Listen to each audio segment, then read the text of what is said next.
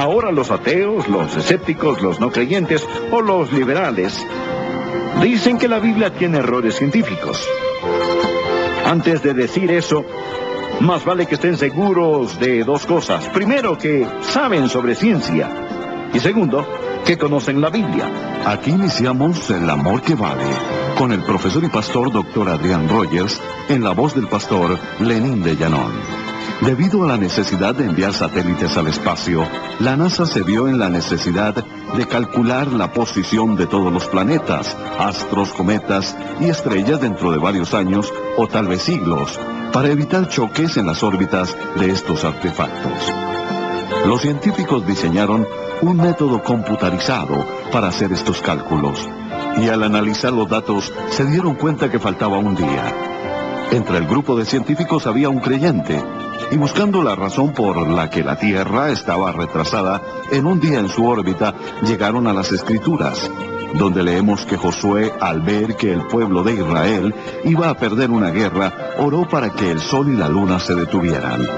Lo que sucedió por espacio de casi un día, como dice la Biblia textualmente, esto más 40 minutos que Dios hizo retroceder el sol como señal de que concedía 15 años más de vida al rey Ezequías. Relato que encontramos en Isaías capítulo 38, verso 8. En estos datos, el día que le faltaba a la Tierra en su órbita quedó resuelto. Hecho científico que comprueba que la Biblia siempre tiene la razón. No se vaya, el tema que enseguida nos trae el Dr. Adrián Rogers, en la voz del pastor Lenín de Llanón, es ¿cómo estar seguros de que la Biblia es la palabra de Dios? Le invito a abrir sus Biblias al libro de Apocalipsis, capítulo 22, versículo 18. Dice: yo testifico a todo aquel que oye las palabras de la profecía de este libro.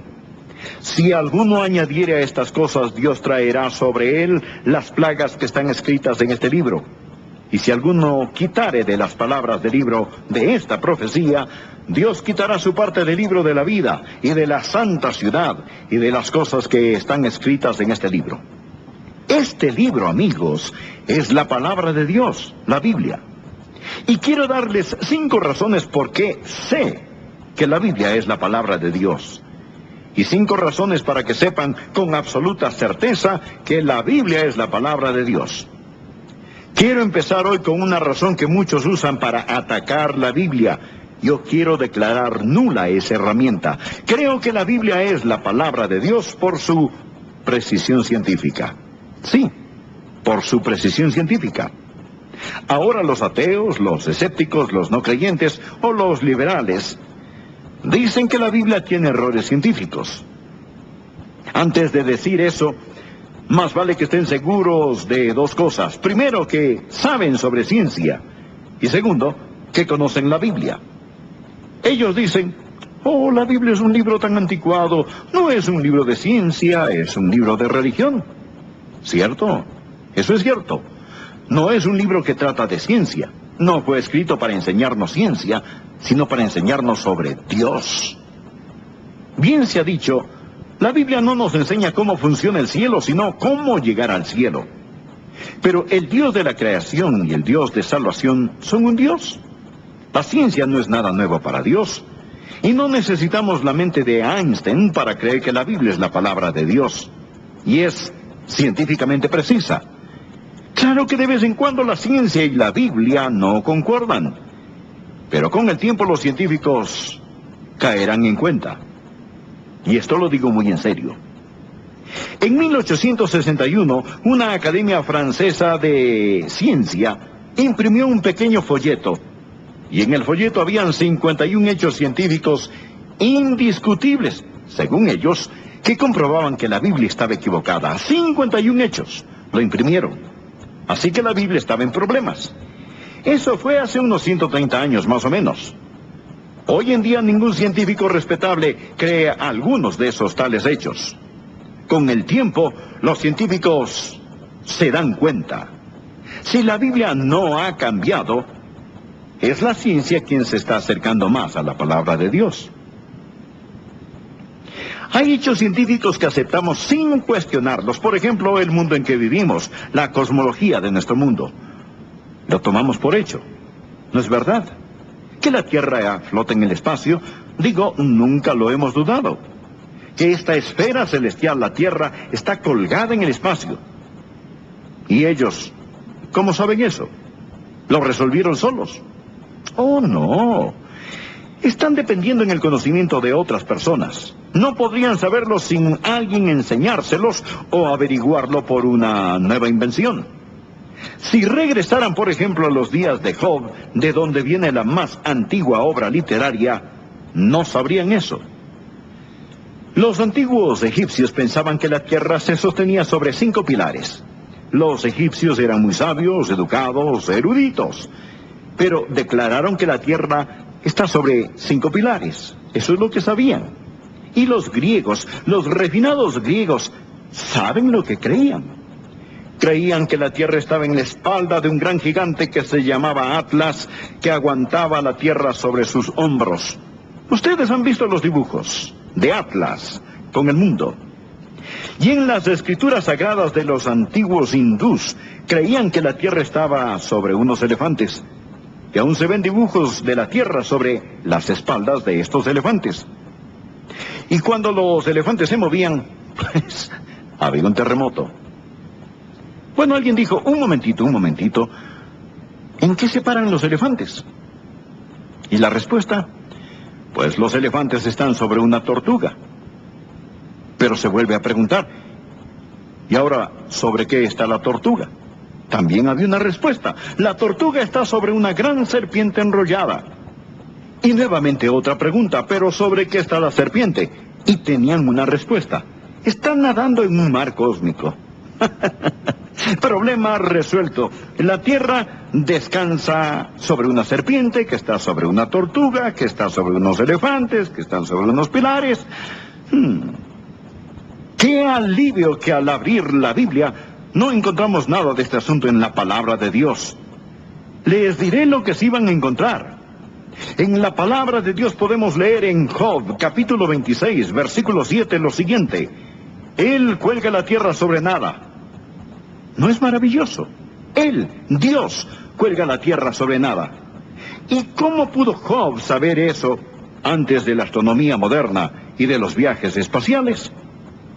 Pues los hombres de Dios hablaban bajo la inspiración del Espíritu Santo. Permítanme contarles algo. Había un médico en Viena que se llamaba Semmelweis. Semmelweis estaba a cargo de un hospital en Viena.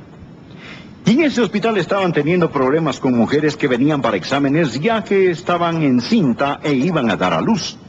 Los médicos hacían los exámenes, pero 1 de cada 6 madres moría de alguna infección.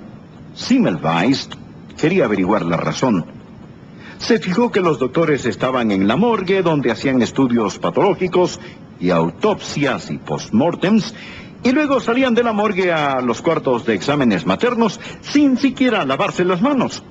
Después de tocar esos cuerpos y cadáveres, iban y examinaban el área pélvica y la infectaban. Semmelweis dijo, algo aquí está mal, aquí hay una conexión. Desde ahora deben lavarse las manos al salir de la morgue. Ah, cómo se quejaron los doctores. Dijeron, nos va a quitar tiempo, es muy difícil, pero terminaron lavándose las manos. Y luego el índice de muertes bajó. De 1 en 6, el índice bajó a 1 en cada 84. Luego, 11 de cada 12 madres, futuras madres, murieron una tras otra. Semmelweis se puso a pensar sobre esto.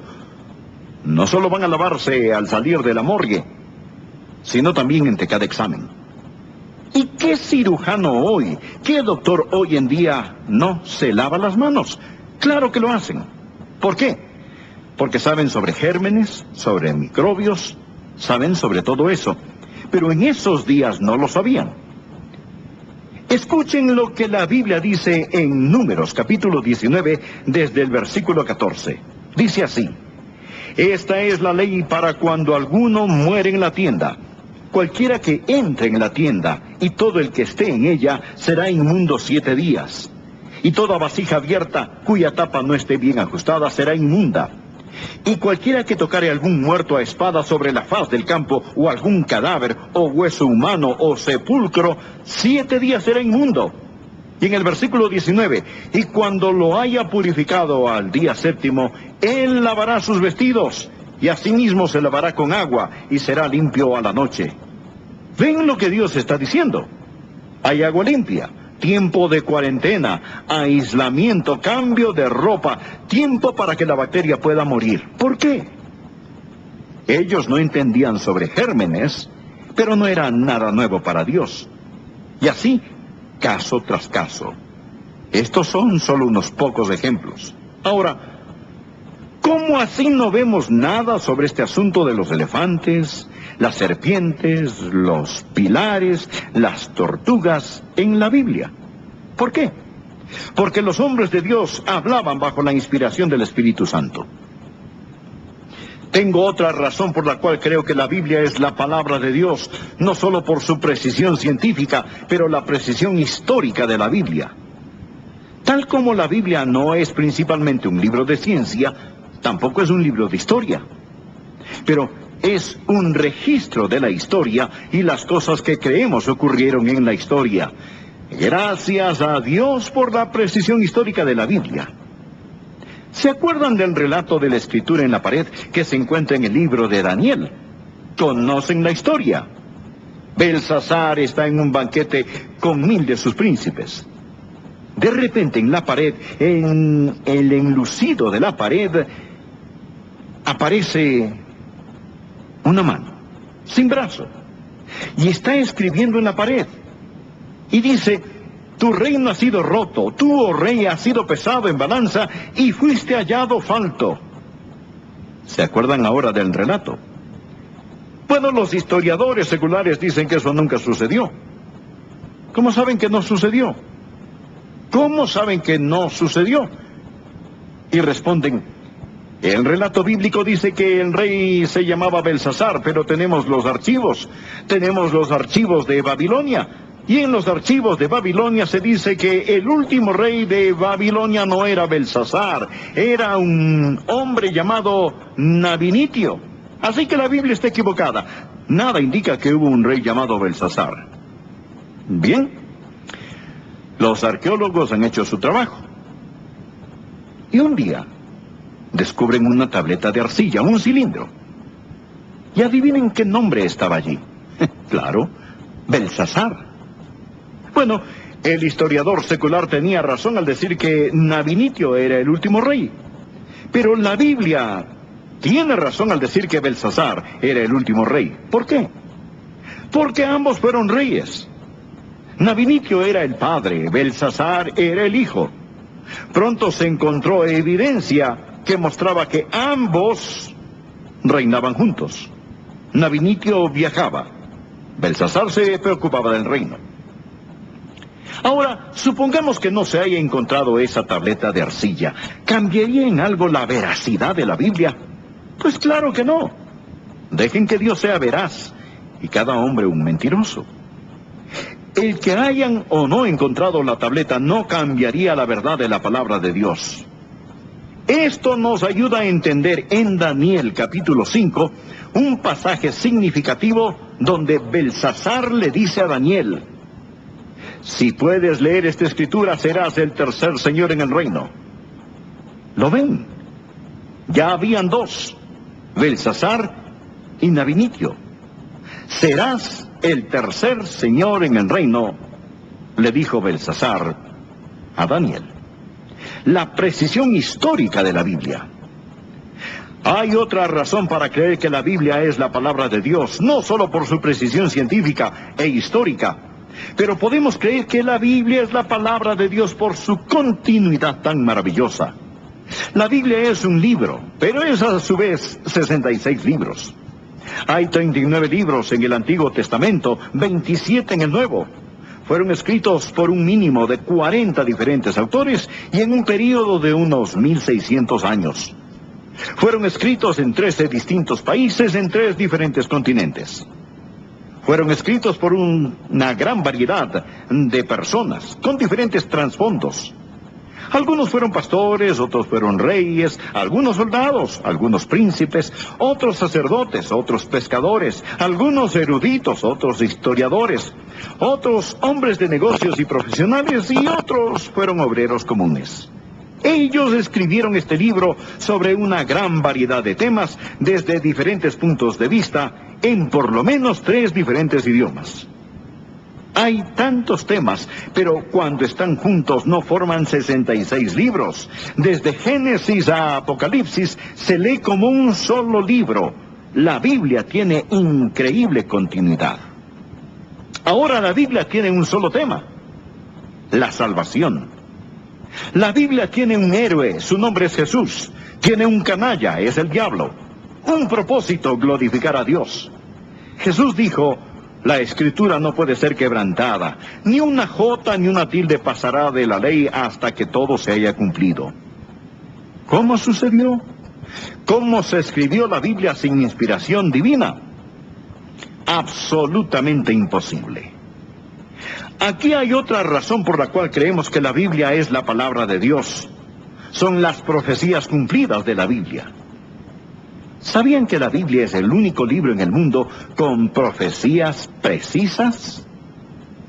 Lean lo que los astrólogos y magos dicen en los periódicos y muéranse de risa si quieren. Pero al leer la Biblia y las profecías de la Biblia, es como para quedarse admirado. Y el tema de profecía es tan grande que ni siquiera podemos empezar a tocarlo, porque sería como vaciar el océano con un dedal. Hablemos de las profecías que tratan con el personaje principal de la Biblia, Jesús. Hay más de 300 profecías específicas sobre Jesucristo en el Antiguo Testamento que han sido cumplidas en el Nuevo Testamento. Ya están cumplidas. Y los estadistas dicen que es altamente imposible que se hayan cumplido al azar. Jesús era el cumplimiento infinito. Pero ¿saben lo que dicen los escépticos? Que Jesús era un estudiante del Antiguo Testamento y lo arregló todo para poder cumplir esas profecías. Ya todo estaba arreglado. Y en un sentido tienen razón. Claro que lo arregló. Arregló donde iba a nacer mucho antes de nacer. Y en el libro de Miqueas leemos: Él nacerá en Belén. Y fue Él quien arregló dónde iba a nacer. ¿Y que nacería de una virgen? Jesús hizo los arreglos para que el profeta Isaías escribiera un sinnúmero de detalles sobre el Señor Jesús siglos antes de que naciera. 750 años antes de que naciera. Fue Jesús quien inspiró al salmista a escribir sobre la muerte por crucifixión en el Salmo 22, cuando la crucifixión ni siquiera se conocía como forma de castigo. Y luego hizo que el gobierno romano lo crucificara sobre una cruz. Arregló todo para que lo enterraran en la tumba de un hombre rico. E hizo que Judas lo traicionara a cambio de 30 piezas de plata, como fue profetizado. Y aquí viene lo más maravilloso. Él planeó resucitar de los muertos y salir de la tumba al tercer día. ¡Aleluya! ¡Amén! Así lo planeó. Por supuesto. Que 500 lo vieran y quedaran tan convencidos de su resurrección que pagarían por esa verdad con sus vidas, sin esperanza de ganancia material o física, porque ya no temían a la muerte. Amigos, el hombre puede vivir por una mentira, pero nadie muere por una mentira. Pero esta gente sabía que no era mentira. Conocían a Jesús. No morirían voluntaria o conscientemente por una mentira. Hay quienes mueren por una mentira pensando que es verdad. Pero ellos estaban convencidos que Jesucristo había salido de la tumba. Pero déjenme darles la razón principal por la cual creo que la Biblia es la palabra de Dios. Amigos, este libro tiene el poder de cambiar vidas. He predicado este libro lo suficiente como para saber que no es como cualquier otro libro. Leemos otros libros. Este libro nos lee a nosotros. Dios dice que su palabra es viva y eficaz, que está llena de poder. El apóstol lo dijo: no me avergüenzo del Evangelio porque es poder de Dios, es la dinamita de Dios. Su palabra es una espada, es como una semilla, es como pan, es como martillo que quebranta la piedra. Hay gente que me escucha predicar. ¿Por qué me escucha? Quizá por curiosidad, quizá para criticarme. Y si se fijan en mí, claro que van a encontrar mucho que criticar. Pero cuando tomamos la palabra de Dios y día tras día usamos esa palabra, Dios dice: ¿no es mi palabra como martillo que quebranta la piedra? La piedra más dura se romperá. Lo he visto tantas veces.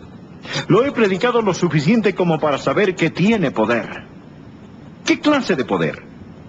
Es salvación para el pecador.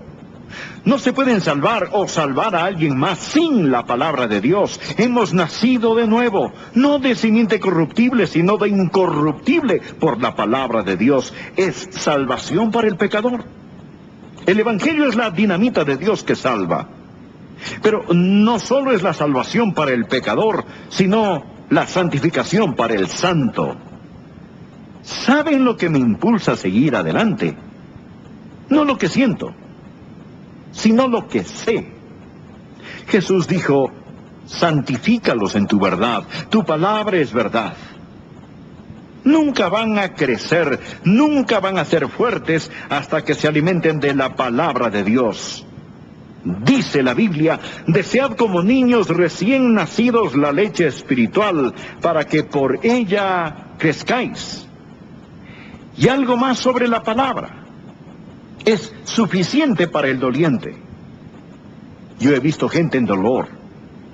No se puede ser pastor los años que yo lo he sido sin ver a gente en tormento, en tribulación, en dolor y en agonía. Pero los he visto ir a la palabra de Dios y encontrar consuelo que no encontrarían en ningún otro lugar y de ninguna otra manera. Al cruzar las aguas frías de la muerte, descansaron sus cabezas sobre la palabra de Dios. Hemos escuchado al doctor Adrián Rogers en la voz del pastor Lenín de Llanón con el tema ¿Cómo estar seguros de que la Biblia es la palabra de Dios? Oramos para que estos mensajes toquen su corazón y usted crezca en su propio caminar espiritual con Jesucristo. Invite a su familia y amigos a escuchar El Amor que Vale.